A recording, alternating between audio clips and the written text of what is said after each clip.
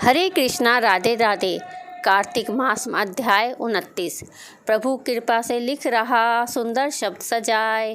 कार्तिक मास महात्म का 29वां यह अध्याय। राजा पृथु ने कहा, हे मुनीश्वर, आपने कलह द्वारा मुक्ति पाए जाने का वृतांत मुझसे कहा, जिसे मैंने ध्यानपूर्वक सुना। हे नारद जी, यह काम उन 2 नदियों के प्रभाव से हुआ था। कृपया यह मुझे बताने की कृपा कीजिए। नारद जी बोले, हे राजन, कृष्णा नदी साक्षात भगवान श्री कृष्ण महाराज का शरीर और वेणी नामक नदी भगवान शंकर का शरीर है। इन दोनों नदियों के संगम का महात्म श्री ब्रह्मा जी भी वर्णन करने में समर्थ नहीं हैं। फिर भी चूंकि आपने पूछा है, इसलिए आपको इनकी उत्पत्ति का वृत्तांत सुनाता हूँ। आप इसे ध्यानपूर्वक सुनो। चाक्षु मनवंतर के आरंभ में ब्रह्मा जी ने 17 पर्वत की शिखर पर यज्ञ करने का निश्चय किया। वह भगवान विष्णु, भगवान शंकर तथा समस्त देवताओं सहित यज्ञ की सामग्री लेकर उस पर्वत के शिखर पर गए। महिषासुर, भृगु आदि ऋषियों ने ब्रह्म मुहूर्त में उन्हें दीक्षा देने का विचार किया। तत्पश्चात भगवान विष्णु ने ब्रह्मा जी की भार्या तवरा को बुलाया।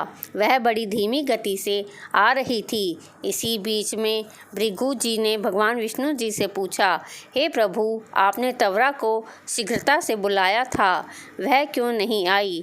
ब्रह्म मुहूर्त निकल जाएगा। इस पर भगवान विष्णु बोले, यदि तवरा यथा समय नहीं आती है तो आप गायत्री को ही स्त्री मानकर दीक्षा विधान कर दीजिएगा। क्या गायत्री पुण्य कर्म में ब्रह्मा जी की स्त्री नहीं हो सकती? नारद जी ने कहा, हे राजन, भगवान विष्णु की इस बात का समर्थन भगवान शंकर जी भी नहीं किया। यह बात सुनकर भृगु जी ने गायत्री को ही ब्रह्मा जी की दाईं ओर बैठाकर दीक्षा विधान आरंभ कर दी। जिस समय ऋषि मंडल गायत्री को दीक्षा देने लगे, उसी समय तवरा भी यज्ञ मंडल में आ पहुंची। ब्रह्मा जी की दाईं ओर गायत्री को बैठा देखकर ईर्ष्या से कुपित होकर तवरा बोली, जहाँ अपूज्यों की पूजा और पूज्यों की अप्रतिष्ठा होती है, वहाँ पर दुर्भिक्ष, मृत्यु तथा भय तीनों अवश्य ही हुआ करते हैं। यह गायत्री ब्रह्मा जी की दाईं ओर मेरे स्थान पर विराजमान हुई है, इसलिए यह अदृश्य बहने वाली नदी होगी। आप सभी देवताओं ने बिना विचारे इसे मेरे स्थान पर बिठा लिया है, इसलिए आप सभी जड़ रूपी नदियाँ होंगे। नारद जी राजा पृथु से बोले, राजन, इस प्रकार तवरा ने श्राप को सुनकर गायत्री क्रोध से आग बबूला होकर अपने होठ चबाने लगी। देवताओं के मना करने पर भी उसने उठकर तवरा को श्राप दे दिया।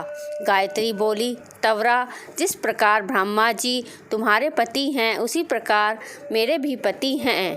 तुमने व्यर्थ ही श्राप दे दिया है, इसलिए तुम भी नदी हो जाओ। तब देवताओं में खलबली मच गई। सभी देवता तवरा को साष्टांग प्रणाम कर बोले, हे देवी, तुमने ब्रह्मा आदि समस्त देवताओं को जो श्राप दिया है वह उचित नहीं है, क्योंकि यदि हम उस जड़ रूपी नदियाँ हो जाएंगे तो फिर निश्चय ही यह तीनों लोग नहीं बच पाएंगे।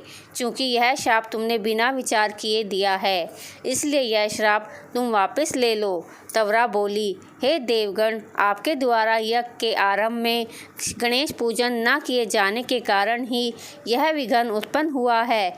मेरा यह श्राप कदापि खाली नहीं जा सकता, इसलिए आप सभी अपने अंगों से जड़ीभूत होकर अश्वमेघ नदियाँ बनोगे।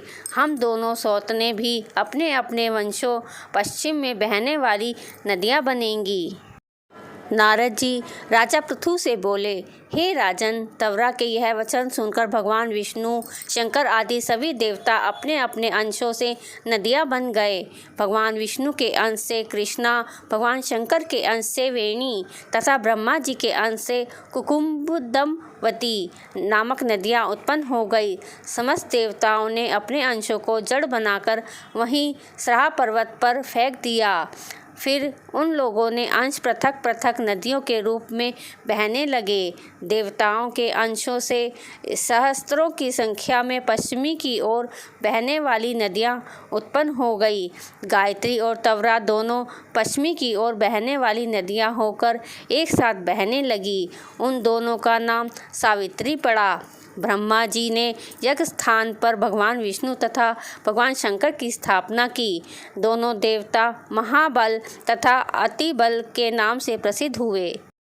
हे राजन, कृष्ण और वेणी नदी की उत्पत्ति का यह वर्णन जो भी मनुष्य सुनेगा या सुनाएगा उसे नदियों के दर्शन और स्नान का फल प्राप्त होगा। बोलो विष्णु भगवान की जय। अगर आपको मेरी यह वीडियो पसंद आई हो तो वीडियो को लाइक करें, ज़्यादा से ज़्यादा वीडियो को शेयर करें और चैनल को सब्सक्राइब करना भी ना भूलें। हरे कृष्णा, राधे राधे।